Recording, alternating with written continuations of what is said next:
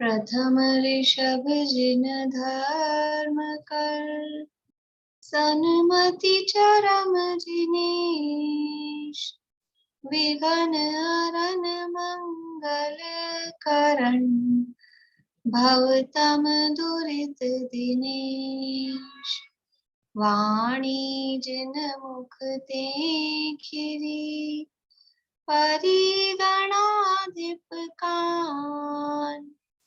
अक्षर पदमय विस्तरी, करहि सकल कल्याण।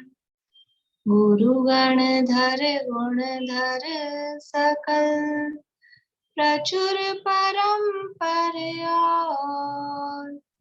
व्रत तप धर तनु नगन तर, वंदो वृष शिरमोर। वंदो वृष शिरमोर। त्रिभुवन तिलयं देवं, वन्दिता त्रिभुवनिन्द परिपूज्यं। वोच्छं मणुपेहाओ, भवीय जनानंद जननीयो। त्रिभुवन तिलक शत इंद्र वंदित, देव श्री अरहंत को। कर नमन कहूँ अनुप्रेक्षाएं, भव्य को सुख करो।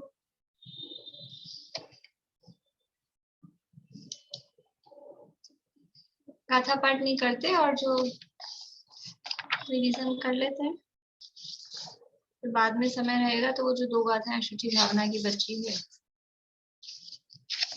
वो देख लेंगे। तो रिवीजन का काम हो जाएगा, फिर जैसे भी हुआ मंडे को एग्जाम करेंगे, ठीक है। और रिवीजन में ज्यादा मतलब ऐसा सरल सरल है गाथाएं। देखिए जो ये 2 गाथाएं कर लें क्या पहले अशुचि वाली,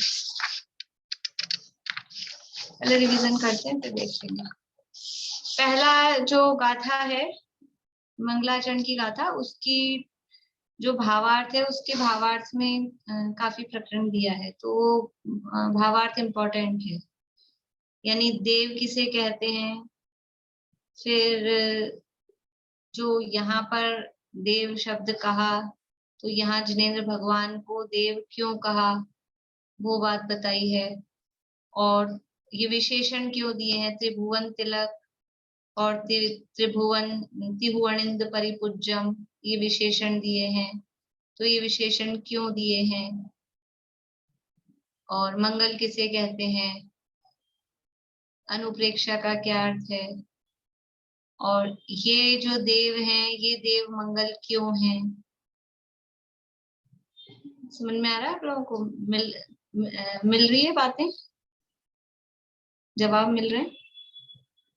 और सर्वोत्कृष्ट देवपना इनमें क्यों पाया जाता है।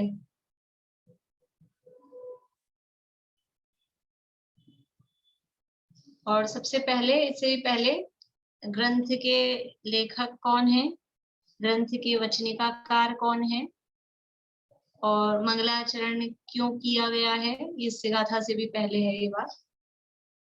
मंगलाचरण क्यों किया गया है,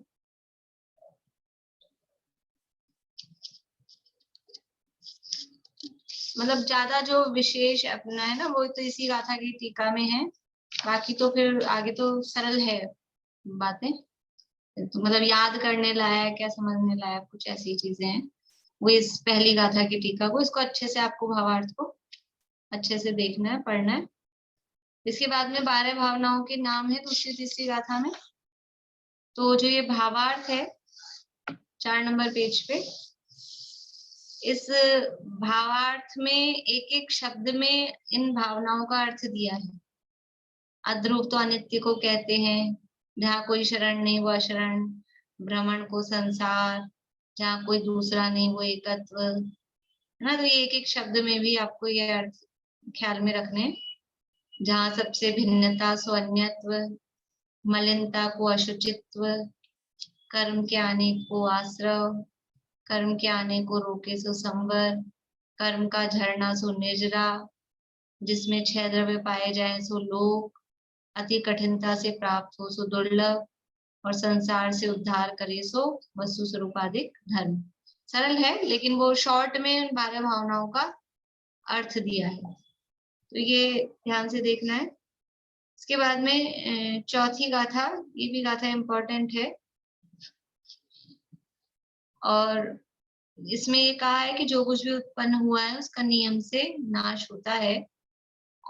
जो कुछ भी उत्पन्न हुआ है मतलब वो परिणमित हुआ है, तो परिणाम स्वरूप से यानी पर्याय की दृष्टि से देखा जाए तो कुछ भी नित्य नहीं है, ये यहाँ इसमें बात कही गई है। सब वस्तुएं सामान्य विशेष स्वरूप हैं, और सामान्य तो द्रव्य को और विशेष गुण पर्याय को कहते हैं। तो द्रव्य रूप से यानी सामान्य रूप से तो वस्तु नित्य है, गुण भी नित्य हैं, और विशेष रूप से कहें यानी पर्याय की तरफ से कहें तो वो अनित्य है, और पर्याय को परिणाम भी कहते हैं। और ये जीव पर्याय क्योंकि उत्पन्न होती है नष्ट होती हैं, तो उत्पन्न होती नष्ट होती पर्यायों को देखकर उसमें हर्ष विषाद करता है, दुख शोक मनाता है, इस प्रकार वो दुखी होता है। तो हमको ये वस्तु स्वरूप समझ के कोई पर्याय उत्पन्न हो रही है तो उसमें प्रसन्न ना हो, कोई पर्याय नष्ट हो रही है तो उसमें दुखी ना हो, ये वस्तु स्वरूप समझ के हर्ष शोक हर्ष विषाद नहीं करना चाहिए। फिर आगे कहा कि जो जन्म है वो मरण सहित है, यौवन है वो जरा सहित है, लक्ष्मी है वो विनाश सहित है, ये सब क्षण भंगुर हैं। यानी संसार में जितनी भी अवस्थाएं हैं वे सब विरोधी भाव को लिए हुए हैं। जितनी भी अवस्थाएं हैं वो विरोधी भाव, मतलब जन्म हुआ है इसका मतलब मरण होगा, उत्पन्न हुआ है इसका मतलब नष्ट होगा, संयोग हुआ है इसका मतलब वियोग होगा, ये विरोधी भाव। संसार में जितनी भी वस्तुएं हैं वो ऐसे विरोधी भाव को लिए हुए हैं। जैसे और यहाँ यौवन तो वो जवानी है, वो बुढ़ापा, जो जो भी अपोजिट है ना, समझ लो वो अपोजिट यानी विरोधी भाव को लिए हुए उत्पन्न हुए हैं। फिर यहाँ पे बताया कौन कौन अस्थिर हैं, कि जो भी परिवार, बंधुवर्ग, पुत्र, स्त्री, मित्र, शरीर की सुंदरता, घर गोधन, समस्त वस्तुएं अस्थिर हैं। और उसके लिए उदाहरण क्या दिया है, तो ये 2-3 गाथाओं में उदाहरण दिए हैं, तो ये थोड़े उदाहरण आपको याद रखने, क्योंकि बाकी तो सरल है। प्रश्न भी क्या बनाया इसमें, वैसा पेपर हो आपको बड़ा प्रश्न लिखने को तो फिर भी प्रश्न बना दे, ऑप्शंस वाले कोई इसमें ज्यादा प्रश्न बनते नहीं है। तो थोड़ा उदाहरण आपको ध्यान रखना है कि ये नवीन मेघ के समूह के समान, ये उदाहरण किसके लिए दिया। फिर अगली गाथा में सुरधनु तड़िव चवला, यानी इंद्रिय, ये जो क्या नाम, इंद्रधनुष और बिजली के समान, तो ये किसको कहा है। यद्यपि उसमें भी ये घटित हो जाएगा, इसमें भी वो घटित हो जाएगा, ऐसे कोई हार्ड एंड फास्ट नहीं है, लेकिन अब एग्जाम के पॉइंट ऑफ व्यू से, पेपर के हिसाब से आपको थोड़ा सा ये उदाहरण याद रखना है कि कौन सा उदाहरण किस में दिया है। तो ये इंद्रियों के विषय, अच्छे सेवकों का समूह, हाथी घोड़े, ये सब कैसे हैं, इंद्र धनुष और बिजली के समान चंचल है। बंधुजनों का संयोग कैसा है, कि जैसे मार्ग में पथिक जनों का संयोग क्षण मात्र के लिए होता है, ऐसा बंधुजनों का संयोग है। शरीर का संयोग कैसा है, तो शरीर के लिए क्या उदाहरण दिया है, कि जल भरियो आम घड़ोब, कच्चे घड़े के समान, कच्चे घड़े में जल भरने के समान, ये शरीर के लिए दिया है। बंधुजनों के लिए पंथे पहिए जहानम, रास्ते में जो पथिकों का संयोग हुआ है उसके उदाहरण दिया है। इस तरह से चारों गाथाओं में उदाहरण दिए हैं, ये थोड़े से आपको ध्यान रखना है। फिर मतलब गाथाओं के भाव को ही ध्यान रखना है अभी, कि जो लक्ष्मी है वो पुण्य की उदय से चक्रवर्तियों के भी नित्य नहीं है, तो पुण्यहीनों के क्या नित्य होगी। तो अब समझ लो कोई हाँ ना वाला प्रश्न, इस तरह के प्रश्न इनमें से बनेंगे। तो इसीलिए मैंने कहा है कि सरल है, ऐसे कोई खास मुझे रिवीजन कराने की जरूरत नहीं है, आपको ये पढ़ना है। गाथाएं तो जिनको याद है अच्छी बात है, अब जिनको याद नहीं है वो तो करने का उनको टाइम भी नहीं है। तो गाथा के अर्थ को, भाव को 2 बार 3 बार 4 बार जितनी बार पढ़ सकें तो वो बातें याद रह जाएंगी। इतना ही है, थोड़ा समझ के उसको भाव को लेते हुए पढ़ेंगे तो सरल है बात। फिर इसी अर्थ को विशेष रूप से कहा कि ये लक्ष्मी कुलवान, धैर्यवान, पंडित, सुभर, पूज्य, धर्मात्मा, रूपवान, सुजन, महापराक्रमी, यानी किसी भी पुरुष से प्रेम नहीं करती है, यानी किसी के भी पास नहीं रहती कि आप रूपवान है तो इसके पास रह जाऊं, टिक जाऊं, ये जरा कुलीन दिख रहा है, कुलवान दिख रहा है तो इसके पास टिक जाऊं, कि इस किसी के पास भी टिकती नहीं है, ये तो देखते ही नष्ट हो जाती है। तो फिर जो लक्ष्मी मिली उसका क्या करना चाहिए? तो ये लक्ष्मी है वो जल तरंग के समान चंचल है, और उसको या तो दान देना चाहिए और उसका भोग करना चाहिए। तो यहाँ ये इसका जो भावार्थ है, ये भी थोड़ा इसमें प्रश्न दिया है, इसको भी ध्यान से देखें कि यहाँ भोगने का उपदेश दिया, और भोगने में तो पाप होता है, तो फिर यहाँ पाप का उपदेश दिया कि भोगो का है ना, ता भुंजिज्जौ लच्छी, कि उस लक्ष्मी को भोग लो। तो भोगने में तो पाप होता है, फिर भोगने का उपदेश क्यों दिया? तो कहा कि यदि भोगेगा नहीं, इकट्ठी करके रखेगा तो वो आसक्ति हो रही है। भोगेगा तो थोड़ी आसक्ति कम होगी, तभी भोग पाएगा, नहीं खर्च भी नहीं होगा। रखे रखेगा, भरे रखेगा चीजें, लेकिन वो खराब नहीं हो जाए, खर्च नहीं हो जाए, खत्म नहीं हो जाए, इस आसक्ति के कारण भोग भी नहीं पाएगा। तो कह रहे हैं भोग ले तो थोड़ी आसक्ति तो कम हो, कम से कम आसक्ति कम करने के लिए, भोगने के लिए कह रहे हैं कि इकट्ठी रखने में पहले तो ममत्व बहुत होता है, तथा किसी कारण से नाश हो जाए तब बड़ा ही दुख होता है। भोगे भी नहीं और बिना भोगे ही वो खत्म हो जाए, नष्ट हो जाए, तो और ज्यादा दुख होता है कि काम में ली होती, भोग ली होती तो फिर भी चलो। और आसक्त पने से तीव्र कषाय तथा परिणाम मलिन रहते हैं, भोगने से परिणाम उदार रहते हैं, मलिन नहीं रहते। उदारता से भोग सामग्री में खर्च करे तो संसार में यश फैलता है और मन भी उज्जवल प्रसन्न रहता है। और यदि किसी अन्य कारण से नाश भी हो जाए तो बहुत दुख नहीं होता। देखो अपन नई चप्पल लाओ और आज ही पहन के गए मंदिर, और आज ही चोरी हो गई, मंदिरों में हो जाती है जनरली, आज ही चोरी हो गई तो कितना दुख होता है।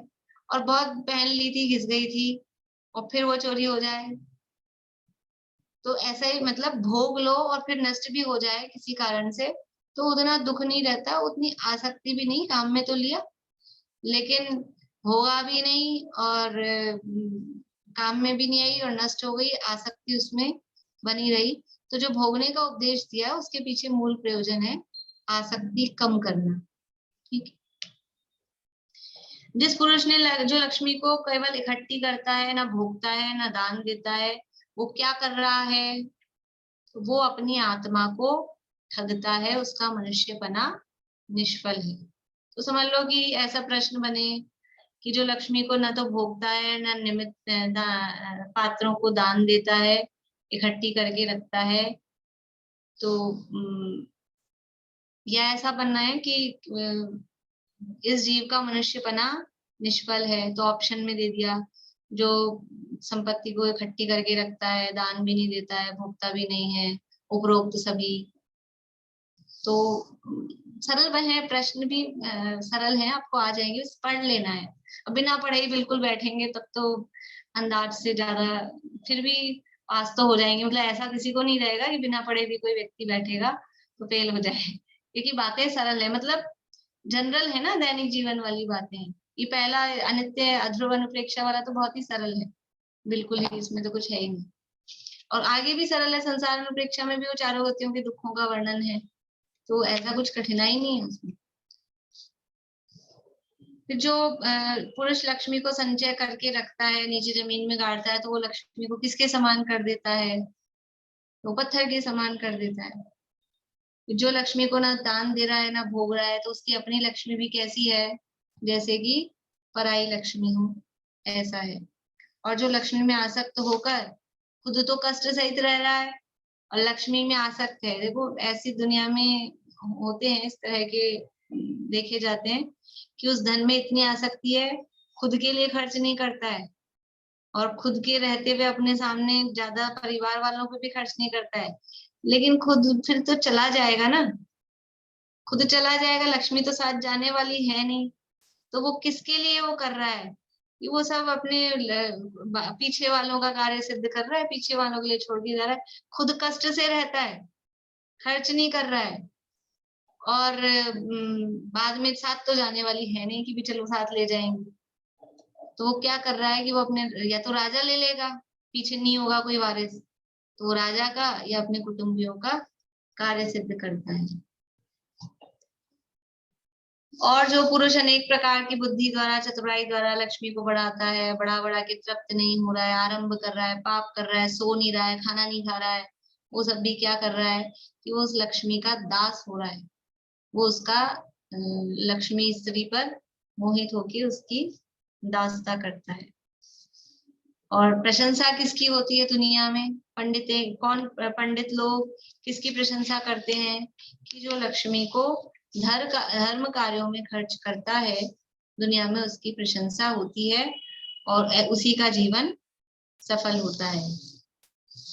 और जो जीव ये सब धन यौवन जीवन को जल के बुदबुद के समान नष्ट होते हुए देखता है और देखकर भी नित्य मानता है, तो इसका कारण क्या है? क्या कारण है? कि मोह का ही महात्म्य है। मेरा मन तो ऐसे हो रहा था कि प्राकृत के शब्द दूं, लेकिन फिर सबका सोच के कि सबने गाथाएं याद नहीं की हैं, वरना तो ये जो मूल शब्द है ना, ये इतने बढ़िया लगते हैं। आई बलियो मोह महापु, ये मोह कितना बलवान है, अति बलवान है, मोह का महात्म्य। इसी तरह से इसकी लास्ट गाथा कि यदि उत्तम सुख को प्राप्त करना चाहते हैं तो क्या करें कि समस्त विषयों को विनाशी जानकर, महामोह को छोड़कर अपने मन को विषयों से रहित करो, तो ही उत्तम सुख की प्राप्ति। वास्तव में प्रश्न तो ऐसे बनने चाहिए इसमें कि उत्तम सुख की प्राप्ति कैसे हो, फिर आप लोग जवाब लिखें, तब तो कुछ मजा आए।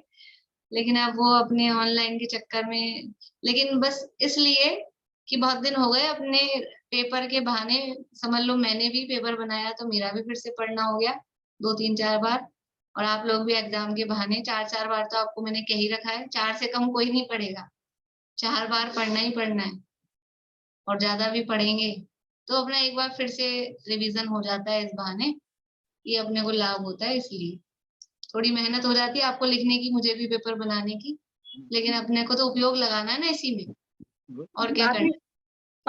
5 एक गाथा का भी दे दीजिएगा, कोशिश करेंगे, ज्यादा नहीं, 5 गाथा 5 प्रश्न आप बोले ना, जैसे प्राकृतिक, जैसे मोह का महात्म्य, तो शब्द अब तो मैंने बना लिया, अब नहीं रखे शब्द उसमें, 5 एक दीजिए, हम कोशिश करेंगे। पहले जब वैसा पेपर लेती थी ना मैं ऑफलाइन में रिटर्न में, तो सूत्र, तत्वार्थ सूत्र का होता था, तो सूत्र पूरे करने का, सूत्र लिखने का वो उसमें देती थी, तो इसमें भी गाथाएं याद किया, मान लो सारी नहीं कर रहे तो कुछ गाथाएं बता के इतनी तो करनी है, वो गाथा पूरी करना है, इस तरह का प्रश्न, लेकिन अभी नहीं दे सकती वो, मैं आपको देखेंगे अब किसी प्रश्न में अगर डाल सकूंगी तो देखेंगे। बोलिए। वर्ड मीनिंग आएंगे क्या दीदी, जैसे कलत्तम का क्या अर्थ है? नहीं, वर्ड मीनिंग भी नहीं दिए वो, इस तरह का एक भी प्रश्न नहीं दिया, मतलब देने तो चाहिए लेकिन वो सबको ध्यान में रख के इसलिए नहीं दिए, ठीक है। केवल भाव परक ही प्रश्न दिए, जो इसके भाव अर्थ और भावार्थ से रिलेटेड है, शब्दार्थ और वो कुछ भी नहीं दिए।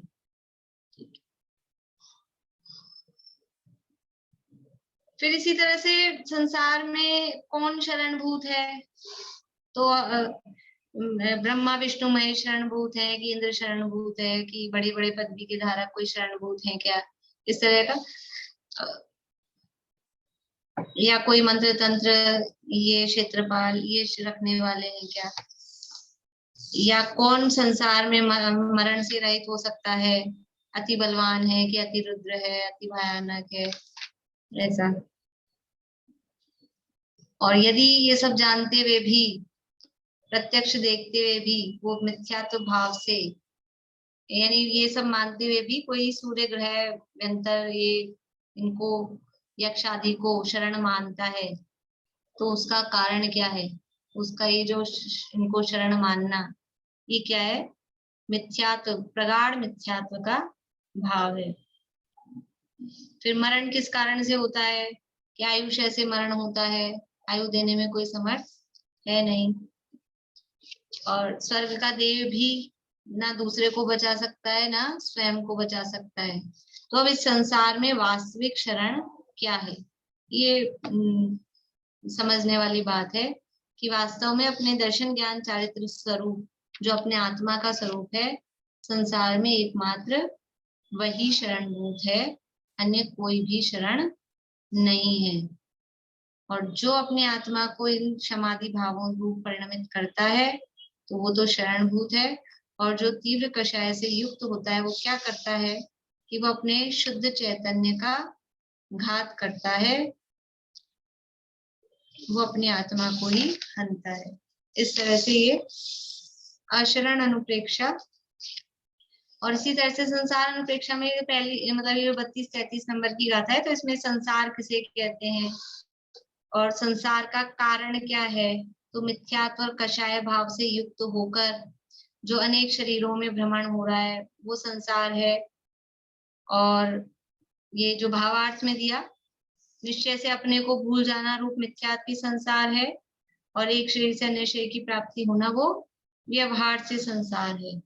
इस तरह से संसार किसे कहते हैं। फिर बाकी तो ये सरल है गाथाएं, अभी मैं अब एक एक गाथा नहीं पढ़ रही हूँ। जो इसमें दुख बताए हैं, नरक में 5 प्रकार के दुख हैं, तो वो दुखों को का वर्णन पढ़ लीजिएगा आप। और बाकी यही कि समझ लीजिए कि कौन जीव पुण्य बंद करता है, या इस तरह का पाप परिणाम, संसार में ऐसा दुख देखकर भी जीव पुण्य पैदा नहीं कर रहा, ये बड़ा अज्ञान है। और मनुष्य गति में जीव अनेक दुखों को भोगता हुआ भी क्या नहीं कर रहा है, फिर भी दुख भोग रहा है, फिर भी क्या काम नहीं करता है। इस तरह से सरल है मतलब। और एक आध प्रश्न इसमें से 18 नाते कथा में से सरल है, ज्यादा कठिन प्रश्न नहीं है। पेपर भी ज्यादा बड़ा नहीं है, ज्यादा प्रश्न बन भी नहीं पा रहे हैं इस तरह से। ठीक है, तो आपको ये 65 गाथा तक अच्छे से पढ़ना है। इसके बाद में ये जो अपनी निर्जरा भावना तक का हो जाएगा, तब अपन बाकी 66 गाथा से, यानी आदि संसार भावना और आगे निर्जरा भावना तक का फिर सेकंड बार में अपन ले लेंगे। फिर बाकी लोक भावना फिर वो बड़ी है, तो उसका अलग चलेगा। ठीक है, किसी को कोई प्रश्न, कोई समस्या, बोलिए। नातों वाले में से कैसे क्वेश्चन बन सकते हो, समझ नहीं आया। किसमें से? ये है ना 18 नाते वाली कथा। समझ लो कि नाम पूछ लेंगे कि उसका किसका नाम, उसका उससे क्या संबंध है, या उसका उससे क्या संबंध है। हाँ, बस इतना सा आ जाएगा आपको पढ़ने से, क्योंकि या तो हाँ ना में आएगा, नहीं तो ऑप्शन आपको दिए हुए रहेंगे, इसलिए समझ में आ जाएगा पढ़ने से।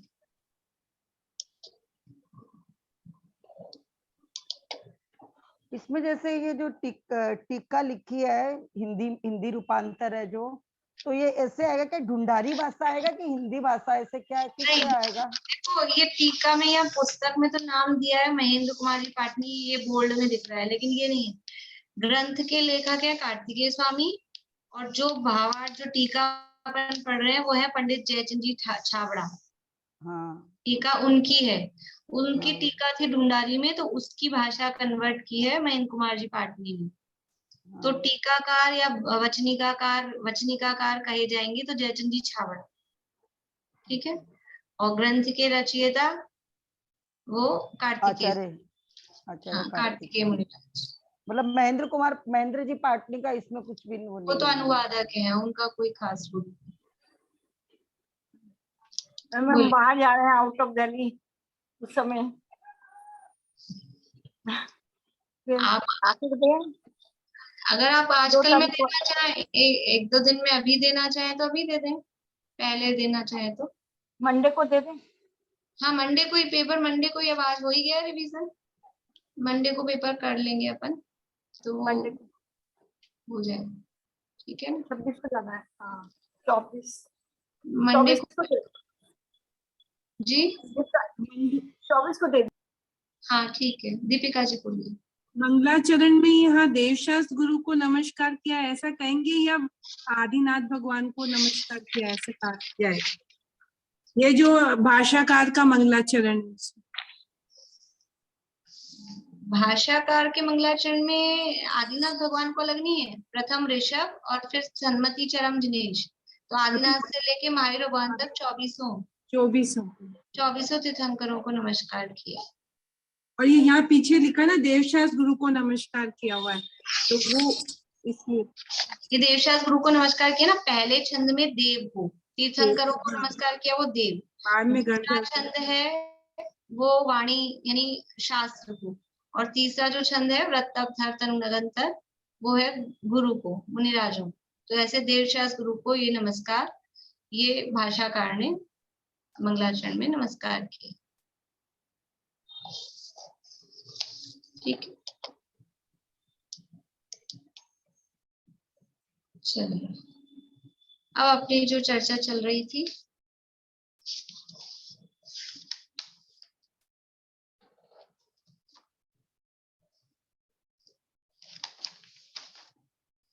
अशुचि भावना की, अशुचित्व अनुप्रेक्षा और गाथा नंबर 86, 12 भावनाओं की चर्चा चल रही है, और इसमें संयोगों से और पर्यायों से दृष्टि हटे, संसार से वैराग्य उत्पन्न हो, शरीर से, संसार से, शरीर से और भोगों से, 3 चीजें हैं। संसार यानी बाहरी जो भी अपने को, जिसमें भी अपना मोह है, फिर है शरीर, इस शरीर में अपना एकत्व ममत्व मोह रहता है, और आसक्ति किसमें रहती है, भोगों में।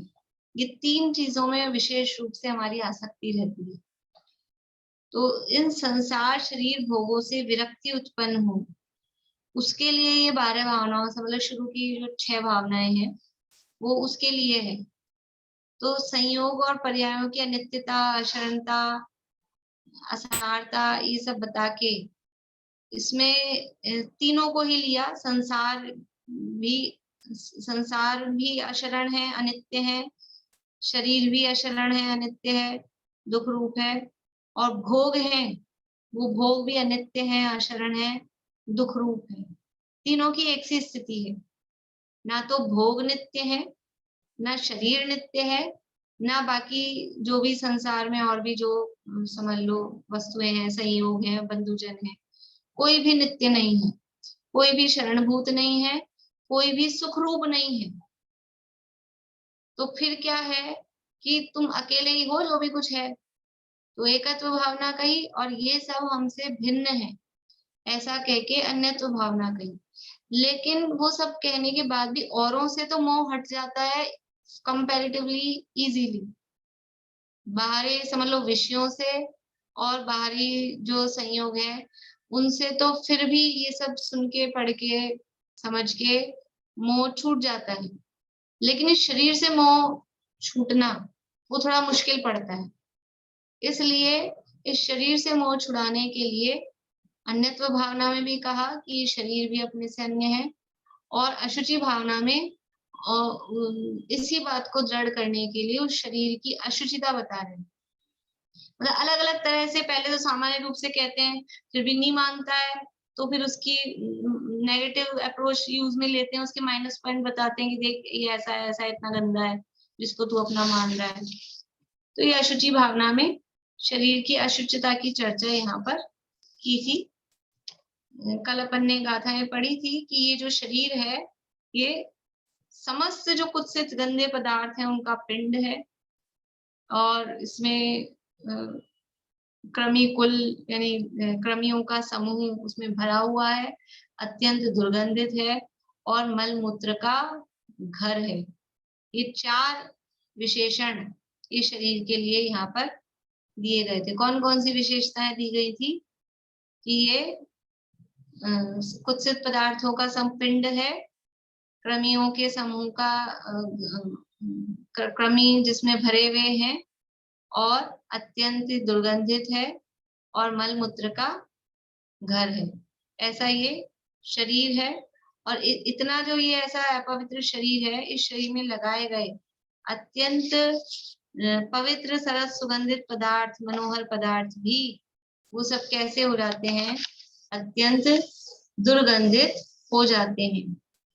तो फिर ये जो 85 नंबर की गाथा कही, इसमें बहुत अच्छी बात कही कि कर्म ने जो ये मनुष्य का शरीर बनाया है, ऐसा अपवित्र बनाया, इतना गंदा बनाया, वो क्यों बनाया कि ये जिससे कि मनुष्य को वैराग्य उत्पन्न हो, इसको विरक्ति उत्पन्न करने के लिए कर्म ने शायद ऐसा किया होगा। मतलब एक संभावना या इस तरह का अलंकार है इसमें कि कर्म ने जो शरीर को इतना अपवित्र बनाया है, कर्म के द्वारा निर्मित है, कर्म के द्वारा मिला है, तो इसको इतना अपवित्र अशुचि बनाया, तो ये जरूर जीव को विरक्ति उत्पन्न करने के लिए बनाया होगा। लेकिन फिर भी बोले कितना आश्चर्य है कि ये जीव इसमें अनुरागी होते हैं, उसी में वो आसक्त होते हैं।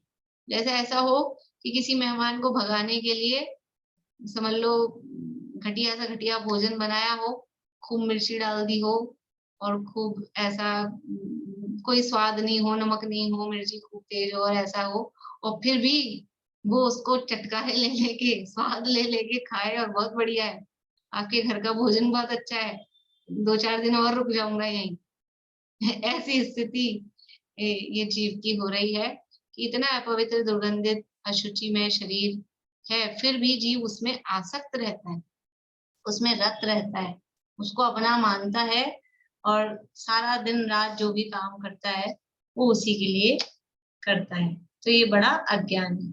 अब आगे 86 नंबर की गाथा है, आगे इसी अर्थ को दृढ़ करते हैं।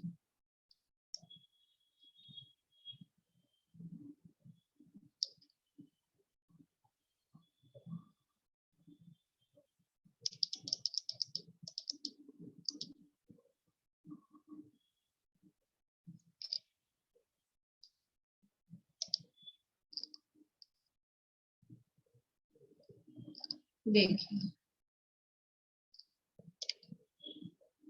एवं विहंपि देहं, बोलिए रेणु जी। एवं विहंपि देहं पिच्छन्ता वियकुणन्ति अनुरायम्, पिच्छन्ता वियकुणन्ति अनुरायम् सेवन्ति आयरेणय, सेवन्ति आयरेणय अलद्धपुवन्ति मन्नन्ता, अलद्धपुवन्ति मन्नन्ता एवं विहंपि देहं पिच्छन्ता वियकुणन्ति अनुरायम्, सेवन्ति आयरेणय अलद्धपुवन्ति मन्नन्ता। एवं विहंपि देहं पिच्छन्ता वियकुणन्ति अनुरायम् सेवन्ति आयरेणय अलद्धपुवन्ति मन्नन्ता अलद्धपुवन्ति मन्नन्ता, अलद्धपुवन्ति मन्नन्ता। एवं विहंपि देहम, एवं यानी इस तरह से, विहम इस प्रकार, इस विधि इस प्रकार, देह को जो पहले हमने कहा था, पिच्छन्ता देखते हुए भी, प्रत्यक्ष देखते हुए भी, वि यानी भी, यह यानी जो, कुणंती करता है, क्या करता है, अनुरायम जो अनुराग करता है। नहीं ऐसा हमने देह को इतना गंदा बता दिया और प्रत्यक्ष दिख भी रहा है देह की स्थिति क्या है, इतनी गंदी मलिन दुर्गंधित ये देह है, प्रत्यक्ष देखता हुआ भी जो इसमें अनुराग करता है, अनुराग कैसे करता है, सेवंती आयरेणय सेवंती यानी उसकी सेवा करता है, आयरेण आदर से। कैसे करता है? अलद्ध पुव्वमति मन्नंता, मन्नंता यानी मानता है। कैसा? अलद्ध, अलद्ध यानी प्राप्त नहीं हुआ, पुव्वम यानी पूर्व में, जैसे कभी शरीर पहले प्राप्ति नहीं हुआ हो ना, ऐसे उसकी चापलूसी, उसकी सेवा करता है। यानी ये शरीर इतना गंदा अशुचि में हमने बताया और इसको दिख रहा है, प्रत्यक्ष दिख रहा है, फिर भी ऐसे आदर पूर्वक इसकी सेवा करता है जैसे कभी मिला ही नहीं हो। जैसे ऐसे होता है ना, कोई चीज, कभी कोई व्यक्ति या कोई वस्तु कभी मिली नहीं हो, तो कभी मिल जाए तो फिर उसको कैसे संभाल के रखिएगा, कितना उसको मतलब अच्छा मानेगा और बिल्कुल बढ़िया ऐसा। लेकिन जिसमें दिखा दिया कि ये गंदा है, बिल्कुल अपवित्र है और हमारे साथ नहीं रहने वाला है, ये सब बता दिया, उसके बाद भी ये जीव ऐसी सेवा उसकी कर रहा है, इस तरह से उसमें आचरण कर रहा है, इतनी प्रीति उसमें आसक्ति कर रहा है जैसे कभी मिला ही नहीं हो। जैसे होता है ना, हम रोज घर में रसगुल्ले बनाते हैं और रोज सब खाते हैं, और फिर भी कभी कहीं गए और बच्चा, मान लो वहां रसगुल्ला था और बच्चा ऐसा, मतलब बच्चों की तो आदत ही होती है, तो वो ऐसे उसमें टूट पड़ा जैसे, तो क्या कहते हैं? ऐसे टूट रहा है जैसे तो कभी मिलता है, हम तो रोज खिलाते हैं, फिर भी ये कैसे हो रहा है जैसे कभी मिला ही नहीं हो, जैसे कभी खाया ही नहीं हो। तो ऐसे ही ये शरीर इतना गंदा दुर्गंधित, वो उदाहरण पूरा बराबर नहीं लगेगा, लेकिन मैं तो केवल वो अलद्ध पोभम को बताने के लिए समझ दिया है।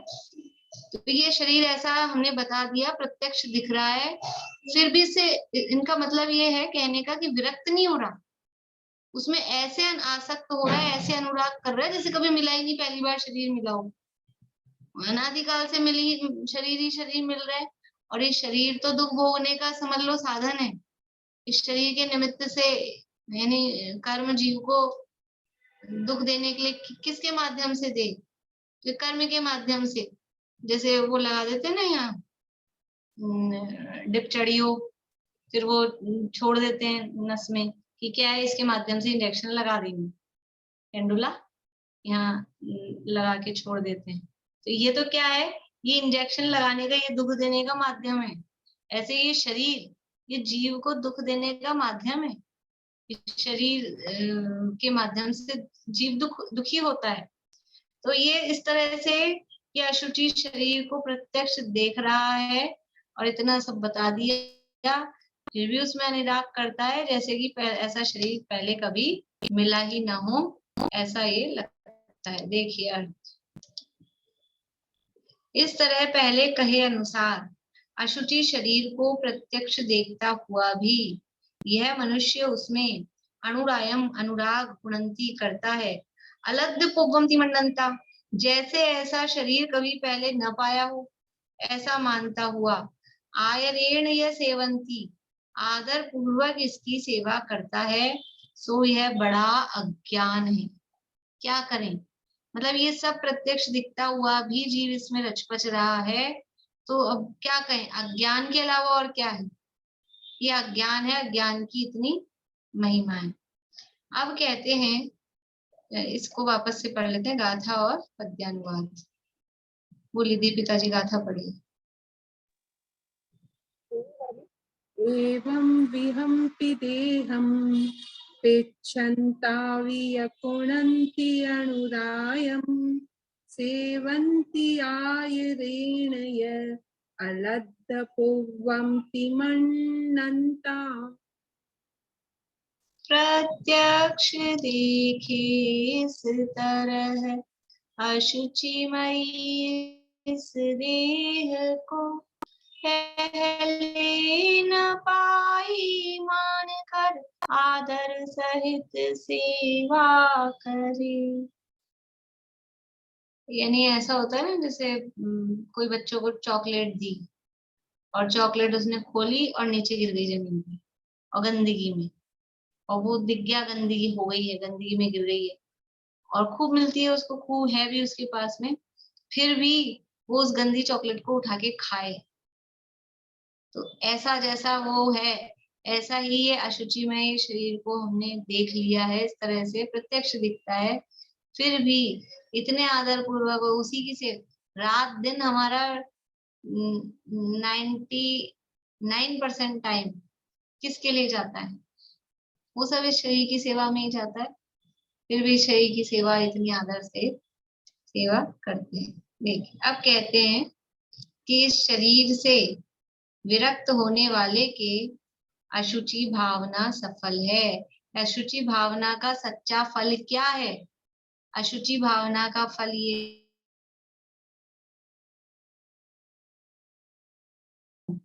तो जो इस शरीर से विरक्त होता है उसके तो अशुचि भावना सफल है। मैं वरना तो क्या है, पढ़ लिया, पढ़ के आगे बढ़ गए। देखिए आगे पढ़ते हैं।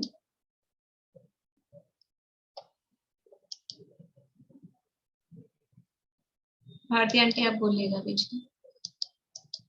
जो पर देह विरक्तो, जो पर देह विरक्तो निय देहेण करेदि अनुरायम। निय देहे देहे है क्या कि देहम? देहे देहे। निय देहेण करेदि अनुरायम।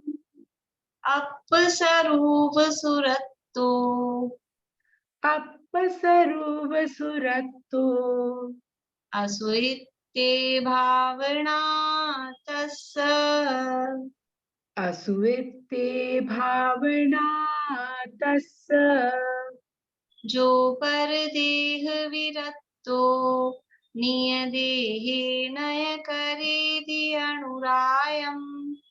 अपसरूप सुरत्तो असुरित्ते भावना तस्य। जो पर देह विरक्तो निय देहेन करेदि अनुरायम। अपसरूप सुरत्तो असुवित्ते भावना तस्य। किसकी अशुचि भावना सरल है, सफल है? कि जो परदेह विरक्तो, जो परदेह से तो विरक्त है, दूसरों के शरीर में ही जो आसक्त है, तो वो तो अपने देह से तो कहाँ से विरक्त होगा? तो पहले परदेह से विरक्त हो। परदेह का मतलब है कि जो स्त्री पुत्र माता पिता भाई बंधु परिवारजन इनमें आसक्ति रहती है, तो उनसे परदेह से विरक्त हो। और फिर निय देह नय करेदि अनुरायम। निय देह निज देह, अपने निज का शरीर, उसमें न यानी नहीं, ये यानी जो, करेदि करता है, अनुरायम अनुराग, परदेह से जो विरक्त है और अपनी देह में भी जो अनुराग नहीं करता है।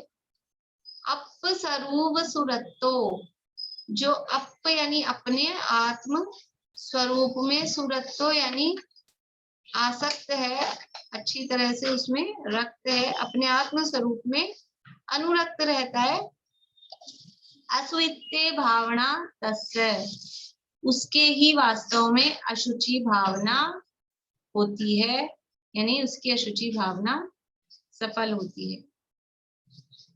जो भव्य परदेह विरक्तो, यानी परदेह अर्थात स्त्री आदि की देह से विरक्त होकर निय देह अपने शरीर में अनुरायम अनुराग नय करेदि नहीं करता है।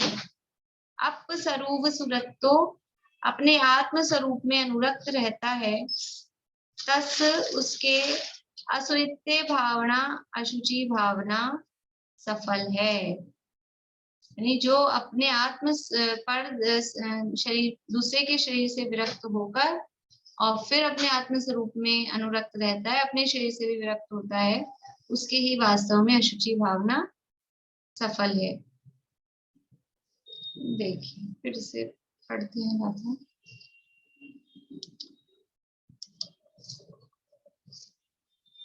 बोलिए अनीता जी, गाथा पढ़िए। अनीता जी को उठाए। संस्कृत वाली ना? हाँ जो, प्राकृत।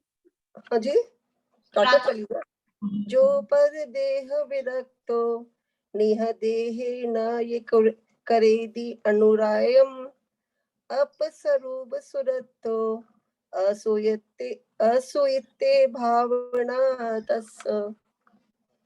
पर देह में आसक्त नहीं, अनुरक्त नहीं निज देह में, सफल उसकी भावना जो रक्त आत्म स्वरूप में। भावार्थ, देहादि के केवल विचार ही से जिसको वैराग्य प्रकट होता हो तो उसके यह भावना सत्यार्थ कहलाती है। यानी शरीर का विचार भी करता है, विचार से ही जिसको वैराग्य उत्पन्न होता है। शरीर का स्वरूप देखे तो शरीर का स्वरूप अनित्य है, अशरण है और दुख रूप है। इस शरीर का देखो, आश्रवों के लिए समय सार में आश्रवों के लिए ये शब्द दिया। आश्रव कैसे हैं? अशुचि हैं, दुख रूप हैं, दुख के कारण है, आत्म स्वभाव से विपरीत हैं। तो आश्रव यानी मोहराग देश के भाव। तो ये अभी आश्रव भावना अगली जो आएगी उसमें चर्चा करेंगे। फिर शरीर भी तो ऐसा ही है, शरीर भी अशुचि है, दुख रूप है, दुख का कारण है, अपने आत्म स्वरूप से भिन्न है। तो ये ऐसा यदि शरीर का विचार करे तो विचार से ही वैराग्य प्रकट होता है। लेकिन समस्या क्या है कि शरीर कोई अलग है ऐसा मानते ही नहीं है, ये ही मैं हूं ऐसा मानते हैं। और जो अपना होता है वो कैसा भी हो, अपना बच्चा कैसा भी हो, काला कलूटा लूला लंगड़ा, वो बहुत बढ़िया लगता है। तो ऐसे ही अपना है, इसको अपना मान रखा है। तो कितनी गंदगी बता दी इसमें, लेकिन फिर भी ये आसक्त क्यों हो रहा है? आसक्त कि वो अज्ञान है ना, इसको मैं मान रखा है। समस्या ये है, ये शरीर मेरे से भिन्न है, मुझसे अलग है, ऐसा मानते ही नहीं है, जानते ही नहीं है।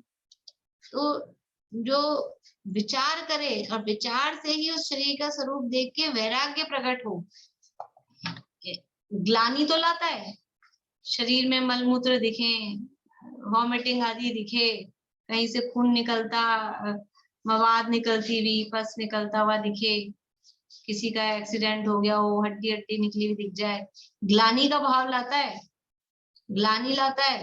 लेकिन वैराग्य नहीं आता कि ये शरीर का ऐसा स्वरूप है।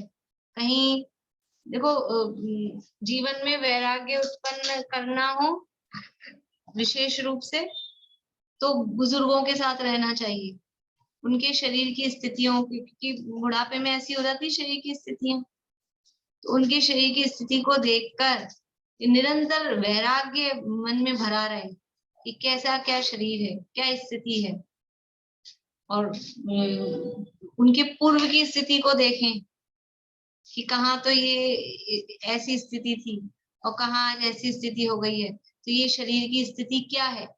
ये शरीर तो ऐसा ही होने वाला है।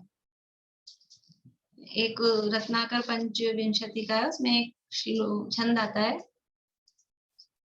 नित्य घटती आयु है पर पाप मति घटती नहीं, आई बुढ़ौती पर विषय से कामना हटती नहीं, मैं यत्न करता हूँ दवा में, धर्म में करता नहीं, दुर्मोह महिमा से ग्रसित हूँ, नाथ बच सकता नहीं।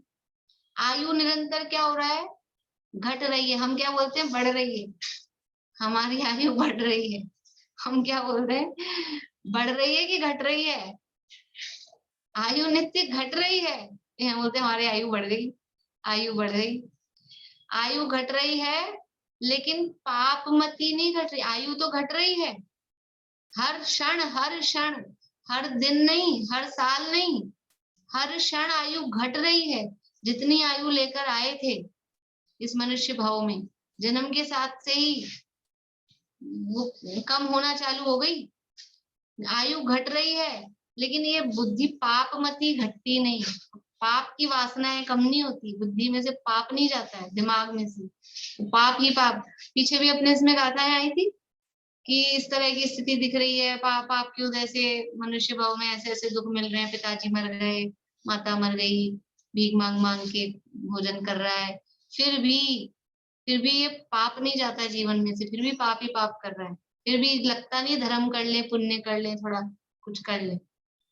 तो है नित्य घटती आयु है, पर पापमती घटती नहीं।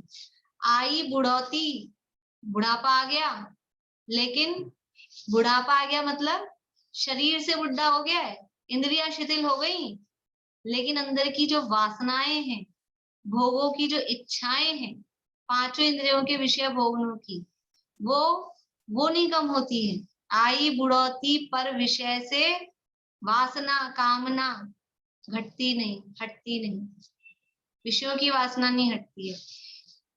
यानी जो जो इंद्रियां शिथिल होती है ना, उन इंद्रियों का इलाज करके इंद्रियां पुष्ट हो जाए तो हम ये विषय भोग सकें। क्यों कराते हैं इलाज? आंखें कमजोर हो गई, अभी उदाहरण है, मैं नहीं कह रही हूँ कि इलाज नहीं कराना। आंखें कमजोर हो गई तो क्या करते हैं, फिर चश्मा लगा लिया और दूसरे इलाज करा लिए। फिर हम अब कह सकते हैं हम शास्त्र भी कैसे पढ़ेंगे और दूसरे काम भी कैसे करेंगे, ये तो आंखें हैं। लेकिन और भी समझ लो, जठराग्नि मंद पड़ जाती है वृद्धावस्था में, भूख कम लगती है, तो क्या करते हैं, डॉक्टर के पास जाते हैं, वैद्य जी के पास जाते हैं, तो भूख ही नहीं लगती, भूख लगने की दवाई दो। क्यों लगाना चाहते हैं भूख? जिससे हम खा सकें। पाचन शक्ति कमजोर हो गई, जरा सा भी कुछ खाया हैवी माल मसाला, कुछ भी घी वी ड्राई फ्रूट, तो समझ लो पचेगा नहीं, लूज मोशन होंगे। तो फिर क्या करते हैं, फिर पाचन शक्ति की दवाई लेते हैं। यानी विषयों की कामना कम नहीं होती है, ये खाने पीने की रुचि या घूमने फिरने की रुचि, सारे पांचों इंद्रियों की, एक आध उदाहरण दिए हैं मैंने, लेकिन पांचों इंद्रियों की विषयों की ये इंद्रियां शिथिल हो गई, तो इंद्रियों को बलवान करके विषय तो भोग लें हम। ये आई बुढ़ौती पर विषय से कि विषय की वासना हटती नहीं, और मैं यत्न करता हूँ दवा में, ये दवा वो दवा, ये इलाज वो इलाज, ये धर्म में करता नहीं। ये बुढ़ापा आ रहा है, शरीर शिथिल हो रहा है, थोड़ा धर्म कर लूं, वो विचार नहीं आता है। धर्म में करता नहीं, दुर्मोह महिमा से ग्रसित हूँ, नाथ बच सकता नहीं। ऐसी मेरी स्थिति है, ऐसा मोह मेरे पे चढ़ा हुआ है, तो बचने के आसार हैं क्या? नहीं बच पाएगा संसार में। बोलिए अंकल। जैसा अभी अपन चर्चा कर रहे हैं उसमें ये बात आई कि ये शरीर से ही ज्यादा मोह करता है। बुजुर्गों के साथ रहने पे हमको ये पता लगता है कि इनकी ये इंद्रियों की शिथिलता कैसे आई, और जो साथ रहता है वो ये सोचता है कि मेरी आगे जाकर के ये स्थिति नहीं बने, इसलिए मैं इसको इसी में मोह रख करके और इसी को पुष्ट करता रहूं, वैद्यों के जाता रहूं, दवाइयां लेता रहूं। तो इसमें विरोधाभास नहीं हुआ क्या? वैराग्य कैसे उत्पन्न होगा? वैराग्य का हुआ वो जो ये सोच रहा है ना कि मेरी ऐसी स्थिति ना आए, इसलिए मैं डॉक्टर से पहले से इलाज कर लूं, पहले से हम ध्यान रख लें, तो वो उसको वो जो स्थिति दिखी थी बुजुर्गों की, वो वैराग्य के लिए थी, उसमें से उसको वैराग्य देखना था कि एक ना एक दिन मेरी भी स्थिति आएगी। लेकिन वो ये सोच रहा है मेरी ये स्थिति ना आ जाए, वो वस्तु स्थिति को झुटलाना चाहता है। तो ये वो आई बलियो मोह महप्पो, ये मोह का प्रभाव है या ज्ञान, मोह की प्रबलता बताइए इसमें, और हाँ, वैराग्य नहीं आता है। वैराग्य नहीं आता है। चाहे तो वैराग्य पर मतलब पग पग पर वैराग्य है, संसार में वैराग्य के अलावा कुछ आएगा ही नहीं। जहां देखो जहां नजर डालो वैराग्य उत्पन्न हो, स्थिति तो ऐसी है। लेकिन ये मोह इतना बलवान है कि वो वैराग्य उत्पन्न ही नहीं होने, वो विचार ही नहीं आने देता है कि जिससे वैराग्य उत्पन्न हो जाए। इसलिए ये सोचेगा कि देखो अपन क्या करते हैं, देखो उनके साथ ऐसा हो गया था, वो अचानक से उनके साथ ये हो गया था, उनको ये बीमारी हो गई थी, तो अपने को ये नहीं विचार आता कि वो इतनी जल्दी चले गए, इतनी कम उम्र में चले गए, तो अपने भी उम्र का भरोसा नहीं है। अपने को क्या विचार होता है, नहीं अपन भी इससे दूर रहो, ये काम मत करो, ये बच के रहो, हमको यही विचार आता है। ये क्या है? ये मोह का प्रभाव है, अज्ञान का प्रभाव है। ये बलवान है। ये मोह इतना हावी है कि हमको वो सही विचार आने नहीं देता। जिनवाणी पढ़ते हैं थोड़ी देर तो श्री गुरु कहते हैं, यहाँ पढ़ा सुना और फिर यहीं झड़कार दिया। मैं तो ये सोचती हूँ, अभी मैं मौन शिविर में जाके आई ना, कि प्रवचन सुनने के बाद में, क्लास पढ़ने के बाद में कम से कम आधा एक घंटा मौन रहना चाहिए। क्योंकि क्या होता है कि हम उठते ही और फिर दूसरी चर्चा वार्ता में लग जाते हैं, तो वो सारा सब निकल जाता है। मौन रहने का बहुत फायदा है। अब किसी से नहीं बोलना है, अब जो सुना है थोड़ी देर वो आएगा तो विचार में, लेकिन अब घर में नहीं होता है, नहीं चल पाता है, जैसे जो है विचार ही नहीं कर पाते। वैराग्य का तो प्रसंग जब भी उठता है जब आदमी संयम धारण करे, अदरवाइज तो नहीं हो सकता। नहीं, संयम तब धारण करेगा ना जब अंदर वैराग्य होगा। तो वैराग्य के तो निमित्त यहाँ मिलते हैं। विचार करता है, विचार करे तो वैराग्य आए, लेकिन विचार नहीं करता इसलिए वैराग्य नहीं।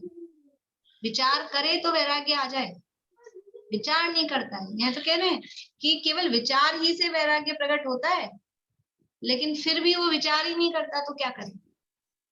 विचार तो करना पड़ेगा। कर विचार तो पाम, विचार करेगा तो प्राप्त होगा। इसमें एक लाइन और फुटनोट की है, वो और पढ़नी है अपने को। बोलिए भाई साहब।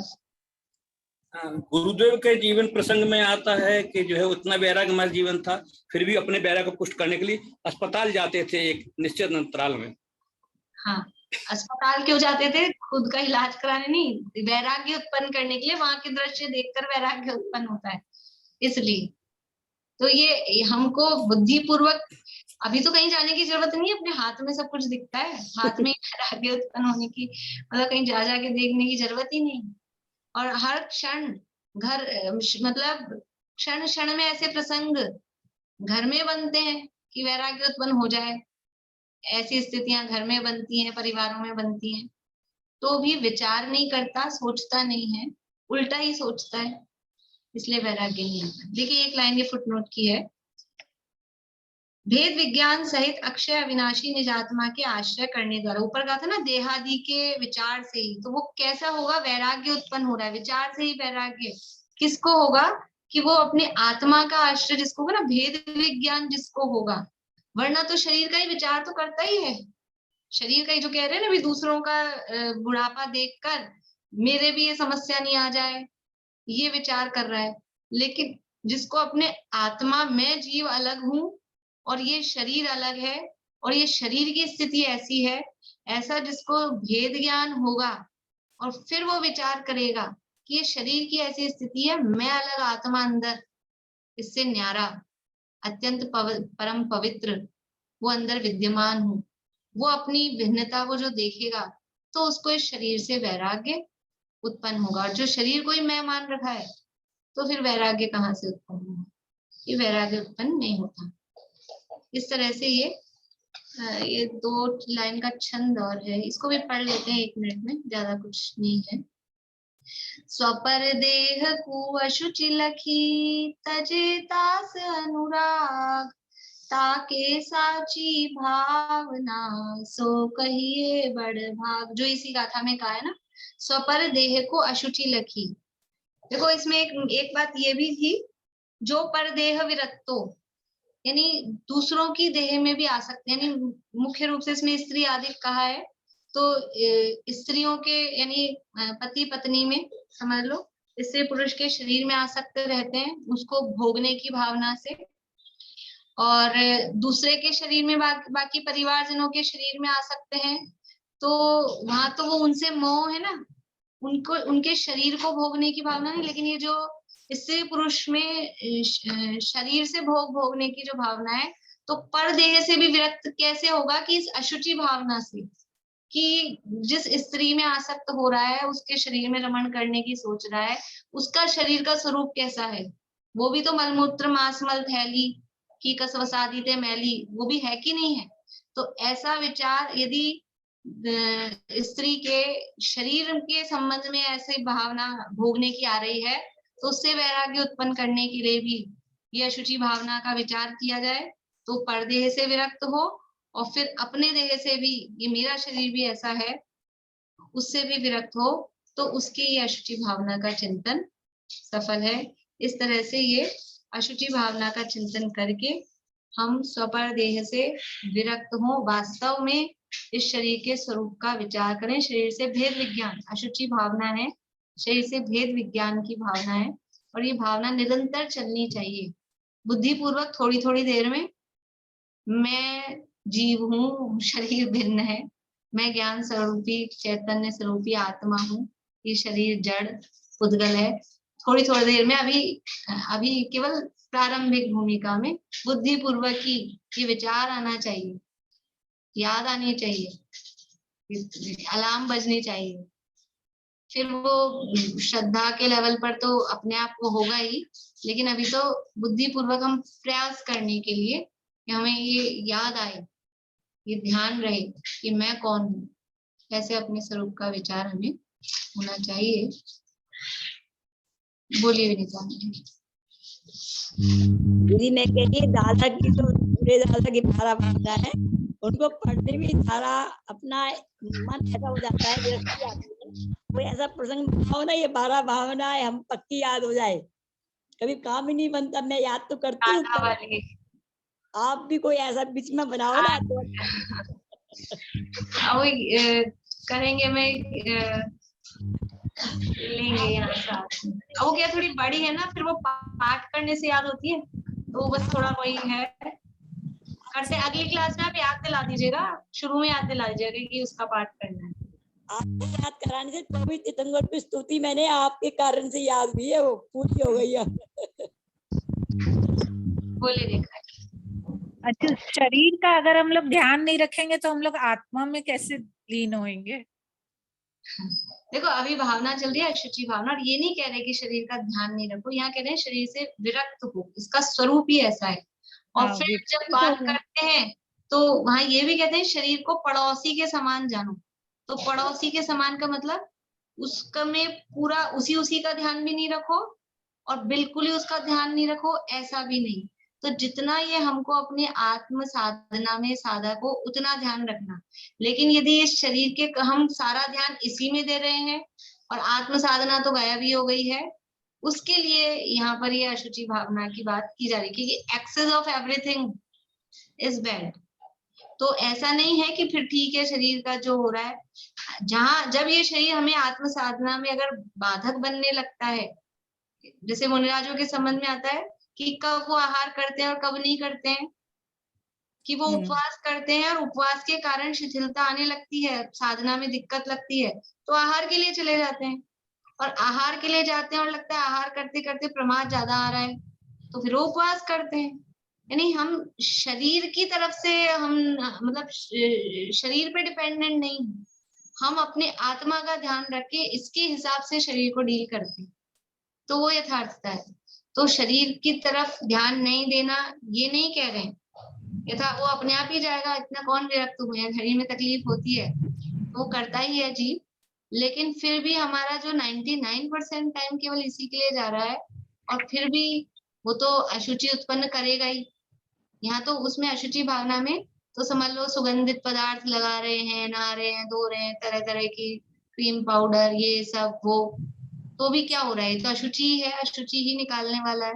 तो कम से कम उसके लिए हम हिंसा तो नहीं करें, अभक्ष्य भक्षण तो नहीं करें, और इसको धर्म साधना में काम लें, तो वो शरीर की प्राप्ति सफल है।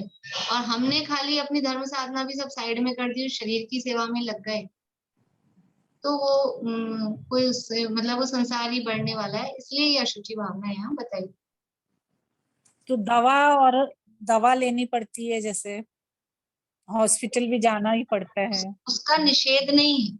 यहाँ तो प्रकरण क्या चल रहा है, प्रकरण अभी अशुचि भावना का चल रहा है, तो शरीर की अशुचिता बता के वैराग्य उत्पन्न कराना वो मुख्य बात है। यहाँ ये नहीं कह रहे हैं कि इलाज नहीं कराएं, लेकिन इलाज भी यथा योग्य, उसके लिए अन्याय अनिति अभक्ष्य ये ना करें, ये यहाँ की, क्योंकि शरीर का स्वरूप ही ऐसा है।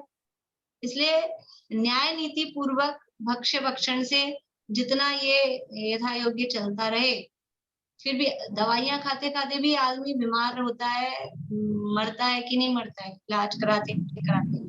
इसलिए ये शरीर के स्वरूप को पहले स्वीकार करो, फिर यथा योग्य अपनी भूमिका के हिसाब से उसका जिस तरह से भी जो भी निर्वाह होता है वो करते हैं यथा योग्य।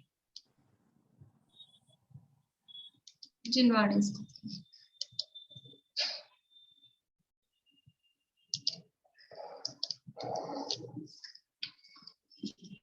साची तो गंगा यह वीत रागवानी, अविच्छिन्न धारा निज धर्म की कहानी। जामे अति विमल अगाध ज्ञान पानी, जहाँ नहीं संशय आदि पंथ की निशानी। साची तो गंगा यह वीत रागवानी, सप्त भंग जह तरंग उछलत सुखदानी। संत चित मराल वृंद रमे नित्य ज्ञानी। साची तो गंगा यह वीत रागवानी, जाके अवगाहन ते शुद्ध होय प्राणी। भाग चंद नीचे घट माहिया प्रमाणी। साची तो गंगा यह वीत रागवानी, अविच्छिन्न धारा निज धर्म की कहानी।